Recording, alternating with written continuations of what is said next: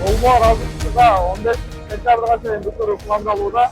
Ошого болгон аракеттер жасалууда. Эки жактан чыгат, бул жактан Аблашай тарапка бир жагынан кирет. Bunun özgöçөлүгү aslında коммерческий объекттер каралган. Алардагы ошол бул өзүнүн баасын автого көмөк көрсөтөт негизи максаты. Бул жер астынан 34 метр болот. Ал эми турасы адамдар өтүүчү проезжий часть 4-60 метрге чейин жетет. Оштун чыгыш дарбазасынын астанасы Монуев көчөсү. Бул жолду Ош облустук ооруканасынын алдына жер астынан өтүүчү өтмөктүн курулушу башталды. Бул жерде жол кыймылы күч болгондуктан жөө жүргүнчүлөр өтүү үчүн дагы кооптуу болуп келген. Учурда жол бир тараптуу жабылып, курулуш кызуу жүрүп жатат.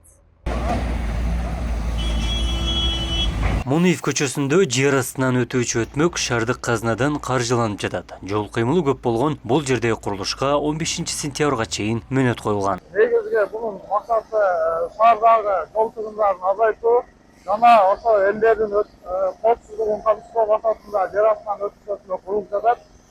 Азыркы учурда бул иштер башталып, иш кызуу жүрүүдө. Долбоор канча убакытта аяктайт?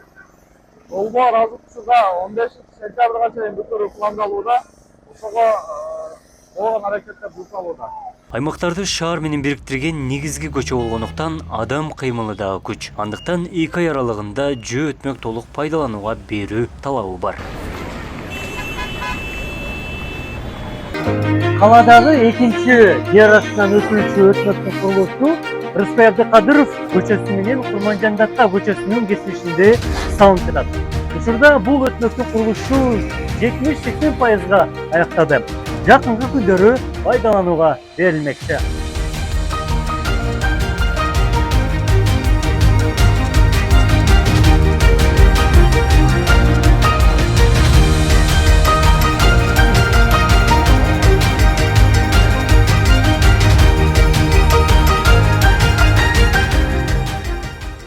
Ал эми 4 көчө кесилиши болгон Масалиев жана Райымбек көчөсүндө жер астынан өтүүчү өтмөктүн долбоору даяр. Шаар бийлиги бул проектини ишке ашырууга инвестор издеп жатыптыр. Анткени жер астында 20га жакын соода түйүндөрү менен бирге салынат. Масалиев көчөсү менен Райымбек көчөсүнүн кесилишине дагы Алай мечитинин жанына проектин жасап койгонбуз. Азыркы мезгилде биз ачыгын айтайлы, ал жерде жердин асты менен коммерческий бир 20 чакты коммерческий помещениясы менен курганбыз да.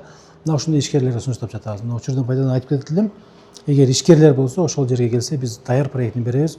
Өздөрү куруп, астында коммерческий помещенияларды иштете беришет. Ош шаарына күнүнө 100 миңден ашуунуна кирип чыгат. Миллионго жакын элдин агымын эске алганда, жөө жүргүнчүлөр үчүн өтмөктөр 40%га чейин жол тыгынын кыскарта турганын адистер белгилеп жатышат. Абдумалик Базарбаев, Тейт Телебалдиев, Ош ТВ.